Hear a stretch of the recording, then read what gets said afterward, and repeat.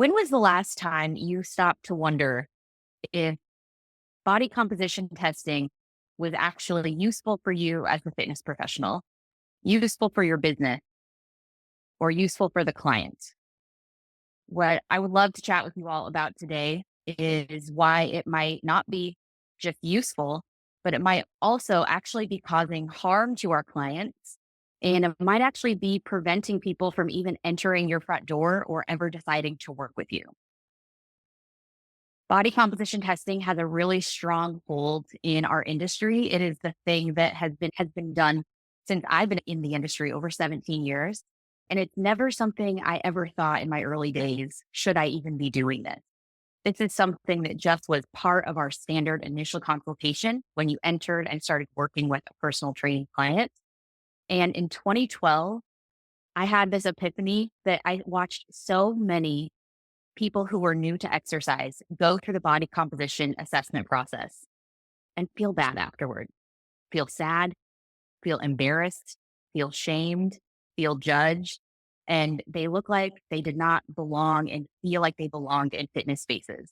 So in 2012, as a fitness director, I stopped allowing any of my trainers, or I was not producing it myself, having any body composition testing done at all. And I have really never looked back. None of the clients have ever complained.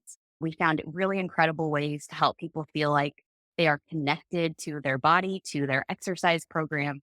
And we're really using behavior change theory to guide that rather than traditional assessment data.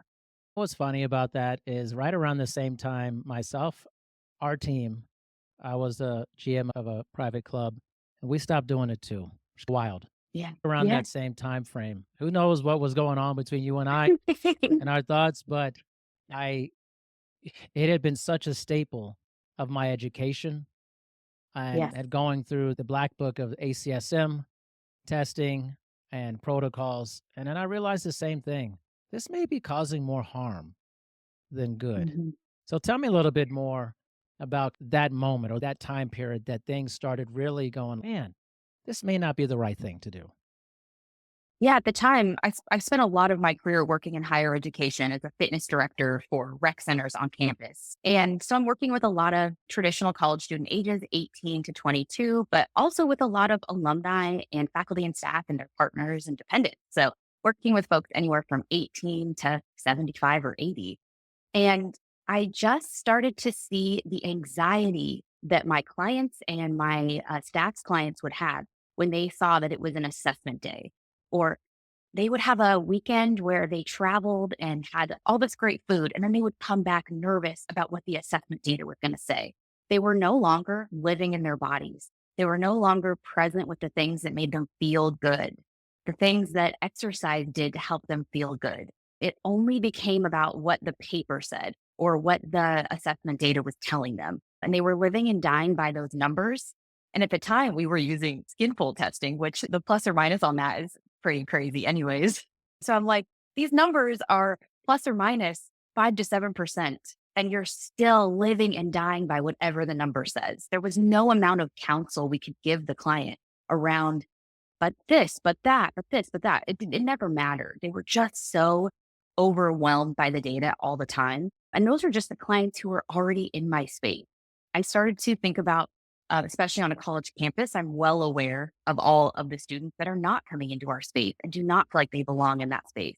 And I started to be aware that this is actually a barrier for people working with us.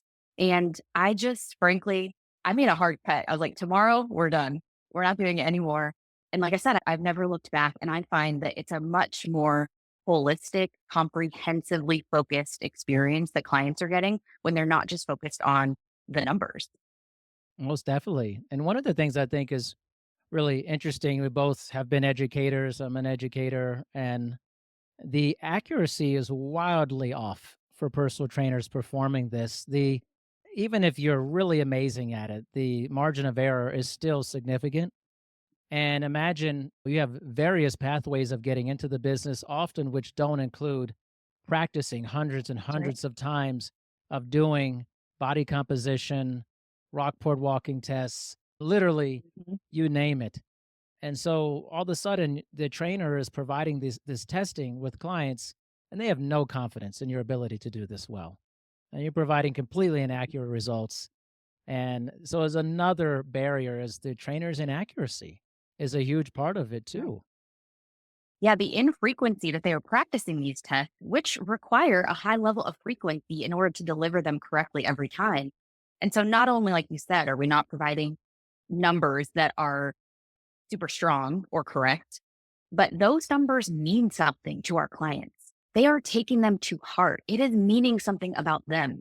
And even when the client or the trainer, rather, is trying to tell them, no, it doesn't mean anything about you. This is just data. This is just one of the components we're using. It does not matter to the client. They still take it as to the heart, and it feels really personal and upsetting for them. It doesn't really matter how well the trainer delivers them. Again, in my experience of seeing that.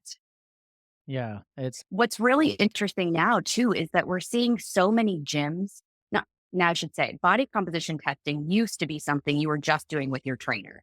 Now it's something that gyms are offering as a part of their membership. So you're getting a in-body scan, you're getting a bod pod scan, you're getting some type of scan baked into the cost of your membership and then allowed to have them every 30 days. So no longer are you even having a trainer discern with that client what's the right test for you, how often should we do it. Now it's open to the masses, and there isn't always going to be someone to provide the kind of care and counsel around those numbers. And that can be really upsetting for clients or participants or members who are not in the right headspace. It can be harmful emotionally, mentally, if they're not getting the right care around them. And at the end of the day, we haven't said this yet. It is not necessary for me to have that data, for me to program as a trainer, for someone to have an excellent experience in my facility, or to have long term success with physical activity. So if it's not necessary and it's harmful, why are we still doing it? I think it's like what you had mentioned before we got on and we started press that old record button was it's just like a lot of things in life. It's because we've always done it. And when we Hmm. always do things, we have a big trouble spot or a blind spot in getting out of things we've done forever. People are just used to doing certain things. And our industry is certainly guilty of. That's right. And the data kind of changes and it's always an estimate, but the CDC released data in 2020 that estimated that only 25% of the US population is meeting physical activity guidelines for strength and aerobic. We have 75% of the US population still not meeting physical activity guidelines. And whose job is it to help people do that? That's our job.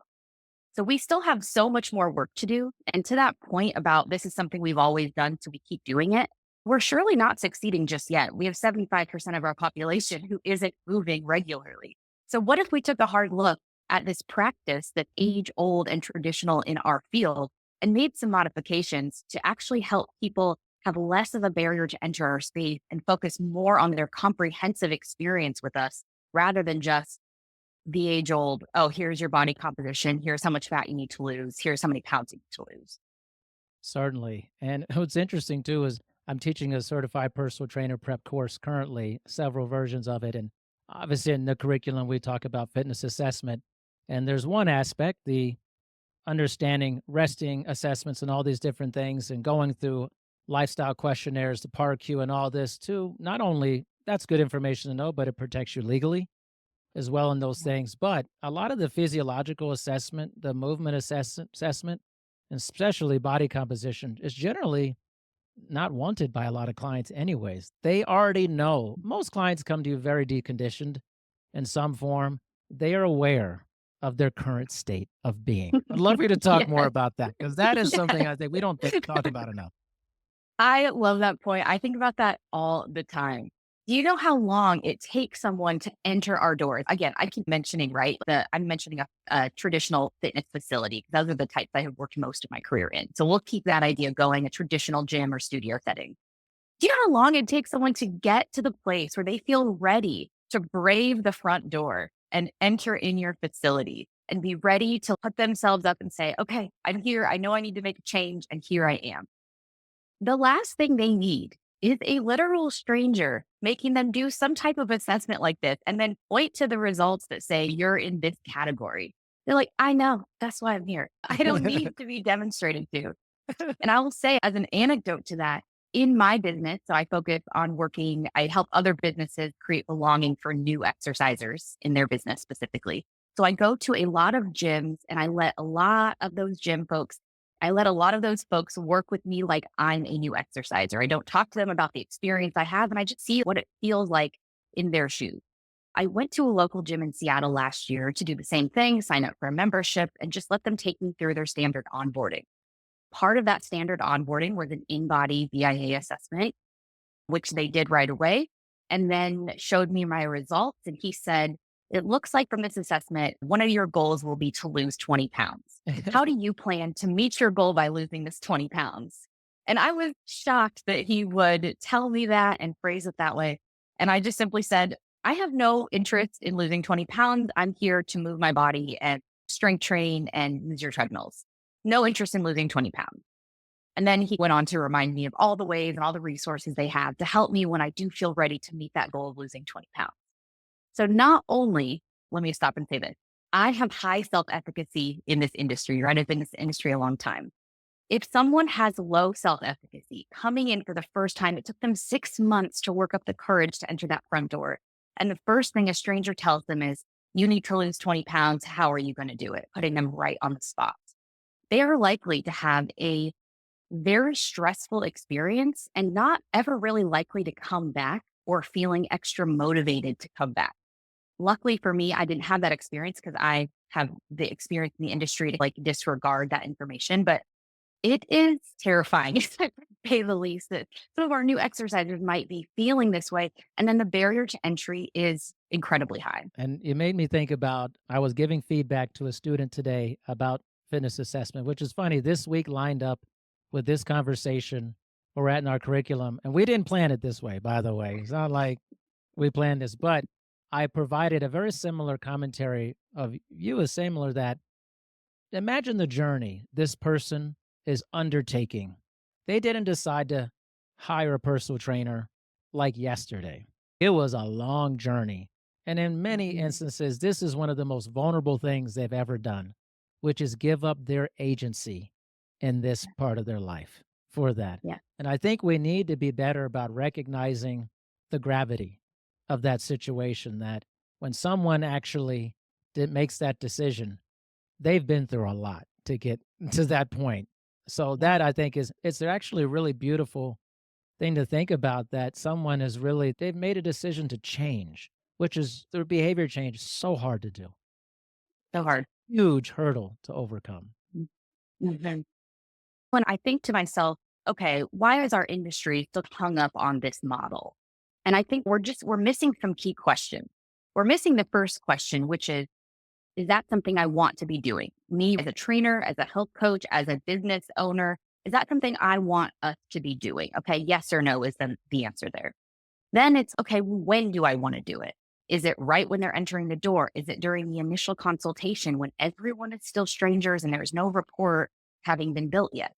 Or do I want to wait 2 months or 3 months or 6 months? Because all this data can still be useful. I think it's a previous misconception that we have to have it at the entry point because physiological change takes so long. We can still get great data if we wait some time period, some time into it. So again, asking the when and then also asking the who. Not every single client can benefit from this data. So we need to think about who is the right client, when should they be getting it, and if I even want to offer it. Having some more discerning questions around that experience will provide a better experience for our clients overall. For sure. It's so funny when we connected on this and you emailed me about it. I was like, this is exactly what I was looking for this type for this podcast like this. Have you ever thought about this? Like we, type of thing. And I That's think right. so much of this whole thing is have you ever thought about this isn't great for people? Yeah. And it also Right. it really it drills down to a central tendency of people to not think about these types of questions, to be self-reflective, this thoughtful thinking about your thinking. Think I'm about in your this thinking. moment. Mm, Is this the right thing to do? Instead of just mhm. do exactly as the protocol. Maybe this isn't the right thing to do. That requires some sitting down, some stopping yourself and being almost inside of your own mind and think, is this what I should be doing? Yeah, giving some time to the reflective experience of others. Because a lot of the problems we have in the fitness industry is if you're in and if you're out. And what I love about this podcast is that you're bringing up all these topics that have been ingrained in the way we have operated or thought for a long time. And we're having an opportunity now to just, again, sit back and reflect on what is the intentional experience I want to be creating for other people. And if if we can get rid of the in, you're out.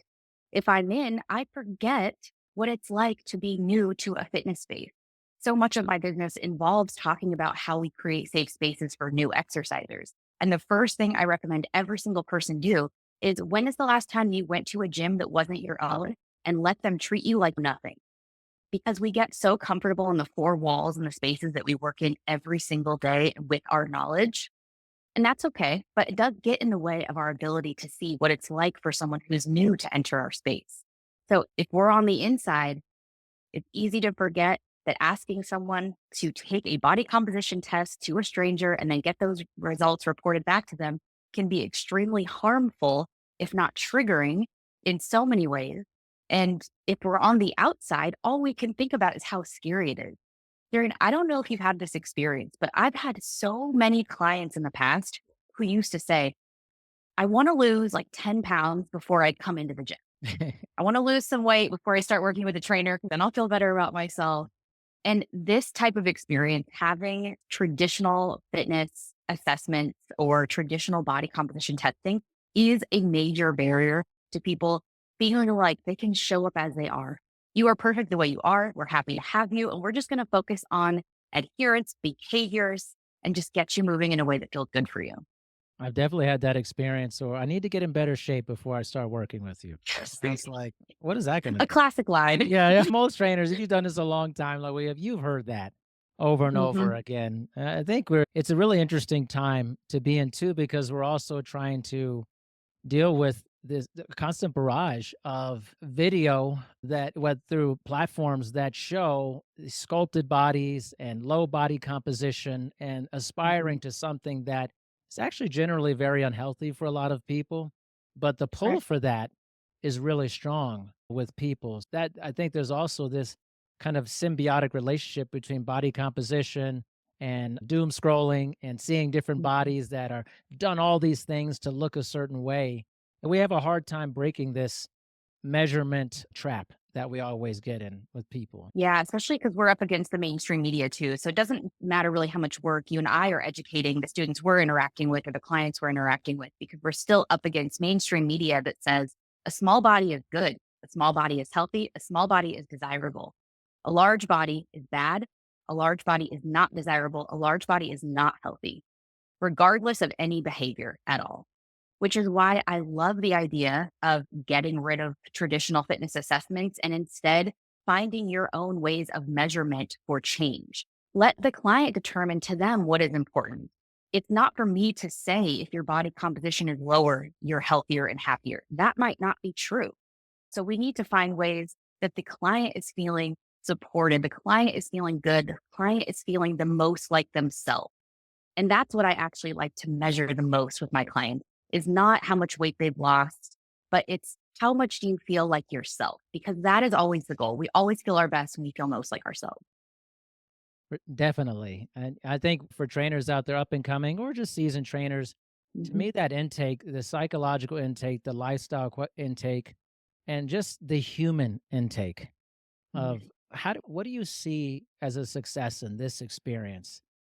How do Yeah. you feel? How do you feel best yourself when someone is in a coaching environment with you? Like you want them to feel they're a part of this program versus this is what we're going to do. You're going to get down here. You're going to do this push up assessment. Mhm. Okay. You're going to do this 3 minute step test. All right. I'm going to put it up 12 inches on the box here. You're going to do this sit and reach test, which just looks crazy, by the way. Yeah. Like, Yep. and this is going to tell you you're probably pretty bad. Actually, you're probably pretty bad at this. Just so you know, I know you are, but I'm going to tell you again, this isn't great. More Mhm. people instead of going, let's Yep. look at the behavioral aspect of this.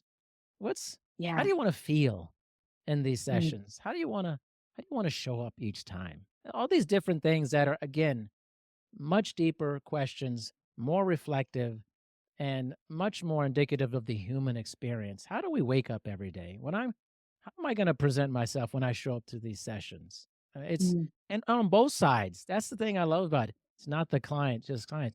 It's a that's trainer. right. How are you showing up? How are you? That's right. What's the presentation of you for this experience, which is actually one of the more powerful experiences I feel always. It's funny. Sometimes in these conversations, I'll bring up the presidential fitness test that some of us had in elementary Remember school. that. And you have one of two experiences. I crushed it. I loved it. I nailed it. I did all the things. Or I hated it. I had anxiety about it. I was terrified of it. And unfortunately, that has not changed in some people's experiences with assessments or with physical assessments in our world. I primarily like to focus on really one thing if I can. If I could boil it down to one thing, I focus on self efficacy, especially working with new exercisers. New exercisers are more likely to have a lower level of self efficacy. But what we know is a high level of self efficacy is more closely associated with regular physical activity adherence, right? What creates higher self efficacy? Successful experiences, low stress experiences, feeling like they can master whatever they're doing. This is not about intensity achievement. It's not about getting their ass kicked in a workout, leaving a sweaty body print on the floor. Like it's about walking out or exiting your space feeling like, oh, that felt good. I did that. That felt really good. And so that's what I always want to focus on is creating successful experiences for every single person I get to interact with. And like you talked about, having that really dynamic relationship between the trainer, the health coach, the instructor, and the participant, and trying to reduce the stressful experiences that they have. Because I want to ensure that every time they're working with me or they're in a facility that I'm supporting, they're increasing their confidence and increasing their self efficacy each time they have an experience. I love that, creating successful situations. One of my newer clients, her name is Rebecca. She listens to my podcast regularly. And so What's up, Rebecca? she's gonna love hearing this. Rebecca started from literally scratch with me. And one of the biggest things I always says, I'm gonna meet you exactly where you're at. That's where I'm gonna meet Mhm. you. And this is a two-way street. We're working together. This is a confidant relationship, a companion relationship, and we're going to move in this together. And so our goal is just to get you moving better, little Mhm. by little, shaping behavior little by little over time. And I have some entertainment value. I was talking to Kristen about this. I have some entertainment there, but just be a human to other people in the Mm. experience and disarm or take down the veil of the experience, which Yeah, can right. almost feel like this assembly line experience. It's a personal experience, an extremely Yeah. intimate experience, I would say. In many Yes. ways, I've said this too. If you're working, you have a large clientele, you're serial dating a lot of people. You got to be great at building relationships. So you got Mhm. a great relationship often is part of taking down barriers that keep you from being close to each other. That's And right. Yeah. the assessment in many ways and traditionally done is a barrier that keeps you from being close to each other. You're literally it's like saying you don't meet someone day one and go, "I love you." You mean the first I was doing an assessment to see how bad you are. We Exactly. do the same thing. It's like, wow, this is coming on too strong here. It's Too just like, much. Yeah. it's Do enough. less. Yeah. And for anyone listening who's great, I get why I shouldn't be doing assessment. But what do I do? I like to focus on adherence is key, especially for new exercisers, just getting days under our belt, like literally checking off days. That can be 100%. both a quantitative or a qualitative data point. I love focusing on behaviors, any type of behavior the client's working on that they can see some movement in growth in. I focus on those, checking those things off. And in some ways, weight loss, I'll use that as an example. Weight loss is elusive. Every body is going to body differently, right? Not everything is going to work on every single person. And we're always chasing the whack-a-mole. And what is so much easier to chase is did I drink the water or did I not? Did I get my movement in today or did I not? And those are the things we can start to feel really good about. So focusing on behaviors, focusing on adherence, and then define your own measurement system. So if a client walks up a flight of stairs on day one, ask them on an RPE of 1 to 10, how hard did it feel on the stairs? It felt a 4. Cool. Hopefully in 6 weeks, it feels like a 2. whatever the measurement system is. You can literally define anything on a 1 to 10 scale. That's my go-to method. If the example is, I want to be able to play with my grandchildren for longer. Okay, how long can you play with them now? And on a scale of 1 to 10, how hard does it feel? Okay, in the next 6 to 8 weeks, we want it to have a longer duration and a lower intensity level. Those are the ways I like to. But Darren, I'd love to know if you have other ways you work to help measure success with your clients. Yeah, for sure. Actually, I tend to use measurements that I think are very anti mainstream. In a sense, talking to clients, what I'll be looking to see is the smoothness of your movement. In the beginning, obviously, it's like anything, you're learning something new and it's often pretty herky jerky. It's not smooth and it goes, I love when clients say, it doesn't look very pretty. And I'm like, we're not focused on that. That's Mhm, not what we're focused mhm. on. But over time, that smoothness, stability is beautiful. Stable, being stable is beautiful. And I use terms like that. How, wow, you just look so much smoother. You look confidence. I measure confidence. How did you start when we started to where we are now? Do you feel more confident? Not only here, but also in other places in your life. Does this translate to other areas of your life? And I bet for all of you out there, you could think of a lot of these things too. As if it just doesn't sound very metricy, right? It's like Yeah, right. I need this norm reference standard says I'm 90th percentile for my gender and my Yep, my yep, age. But these other things, I know they feel more ethereal, but they're actually more real life when talking totally, with people. Do you feel more totally. social with other people from this work type of thing? I'm a big competent. You feel more competent. This Mhm, exercise bleeds into so many other things in your life. mhm. That is a metric. That is a beautiful metric. All of a sudden, those Yeah. tentacles are starting to wrap itself around every aspect of your life. Are you a better spouse to someone else? Are you a better Mhm, brother, sister? Like I ask mhm. people that, yeah, I feel better like about that part of my life. It's just the beauty of exercise. It literally knows no bounds. That is beautiful. And I don't know if you've experienced this. I felt so many clients I've seen in my history, they'll come in and the first thing they say is, I want to lose weight. Yeah. Okay. And then we want to always dive deeper to try to find what's the real why. Because I don't know that I've ever seen with my two eyes a client actually intrinsically motivated by just the idea of shrinking their body. It sounds like it where they start, but what they really want is to feel more like them. They want to have more energy. They want to feel good about the things they're doing, like all the lovely items you just mentioned. It's not really the shrinking of the body that makes someone feel most like them. And yet that's where we focus a lot of our energy. So if we could just take a shift and identify with the rapport you have with that client, what is more meaningful to them across the portions of their life, we're more likely to find areas of metric that will help them actually be successful. For sure. That I still feel like that's a pretty large request for a lot of people. And certainly back in the day, it was a big request. And I try to mix it in with a little bit of education and a little bit of inquiry Mhm. at the same Mhm. time. And because there's still this pervasive thing of, I'm just going to exercise my way to this body weight.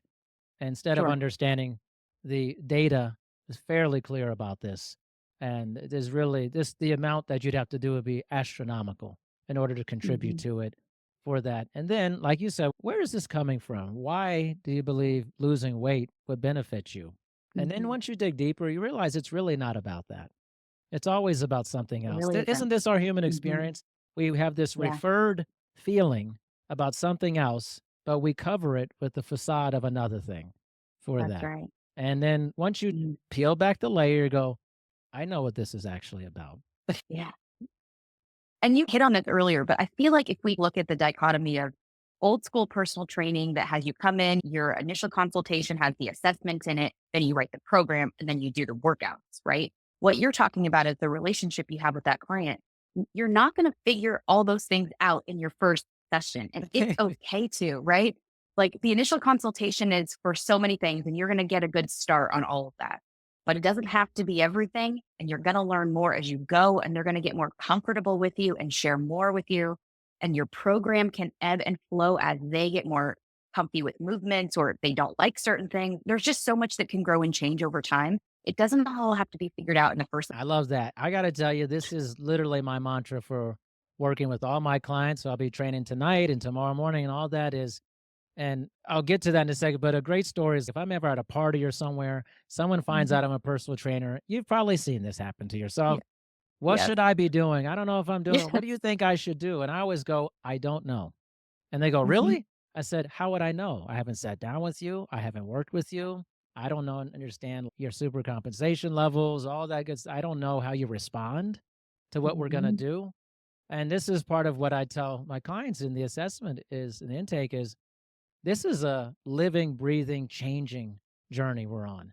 As I Yeah. see you move regularly and you get those that adherence, you come in regularly, Mhm. I will start to know what I exactly I need to do with you, how to push different buttons and how we work Mhm. together. No one knows what to do with you in the beginning. No one, Right. promise you, Yes. not one person knows what to do with you on day one Yeah. at all. Yeah. Yeah, we're gonna give you some 5 major movements. We're gonna do all the things, and then we're gonna see what happens, and we're gonna modify it, and we're gonna change. Yep. That uncertainty is hard for people. I feel like they want the answer. We want the answer. I do this Yes. many times a week, this specific Right. program. I'm like, how do we even know until we have a good idea of the concept? But for me to dig in, I have to be around you, see your movement, understand what do you Friday night? What's Friday night like for you when you come in on Saturday? What's Mhm. Tuesday like? Mhm. What's your work schedule like? Because I got to know all these variables in order for me to Yeah. understand. And I need to be around you. I need to feel your presence in whatever version that means to get in sync with who you are as a human and how I could help you in this. Yeah. I know trainers, everybody listen to this, that doesn't sound amazing. To I need to put this in a box. Blow up the box. Like, Blow up the box. blow up the box. Amen. Just blow it up. Just let let That's what we're let doing yourself here on be this intuitive. podcast. Blow it up, right? Have I ever Yeah. thought about this? Blow up the box. Like, Mhm. Yeah, sit back and take some reflective thinking on all the things we've always done. What I love what you were saying too is it reminds me of the concept of all or nothing thinking, which so many new exercisers will have, right? I've never exercised. I feel the inspiration. I'm going to work out with my trainer 5 days a week. I'm going to take a cycling class every 6:30 a.m. cycling class 5 days a week. And then after 1 week or 2 weeks, they're off that cycle. And so the whole point is not to put them in a perfect box of all these days and this perfect progressive training program. The idea is to think long term. Again, not sexy and not as fun sounding, but it is long term and it can't be all or nothing. And it does need to ebb and flow because that is what life looks like. it's interesting that you said that. We're very we have a very like synchronicity based mind when it comes to this stuff. And I remember I had a client. This was like back in Washington when I lived there. She's like, "Oh, I'm thinking of 5 days a week," and I said, "I don't think so." And I don't think she was very thrown off by that. I said, "Listen, this is not a money grab for me. This is Mhm, about doing the right thing for you. I don't mhm, know you from anything. I have to see mhm. how you move, how you recover from what we're doing. We're Yeah, going to start very conservative, and then we'll see where that leads. We'll right. have more frequency, but a lot of that's going to depend on what I see and how often you show up." I think that blew her Yeah. mind. She's probably thinking, "This is great. This guy's going to, oh my God, he's going to blow through these sessions.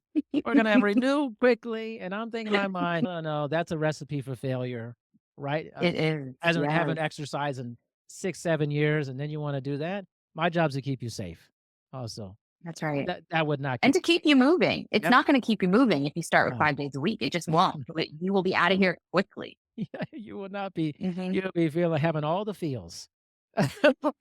Yeah, exactly. And not the right way either. I mean, these will be Not the bad right way, not feels. the right feel. Those will be Yes, some bad feels. feels. You'll be getting that for that.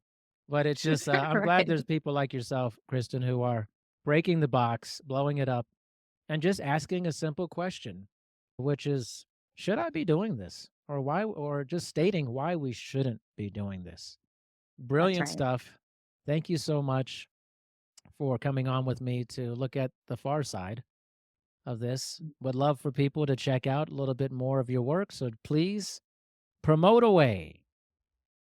Amazing. You can find me at KristinEverson.com or LinkedIn at Kristin Everson. And I think my big takeaway for today is, blow up the box, take some time to think reflectively about all the things you're doing and consider how does it affect the client experience comprehensively.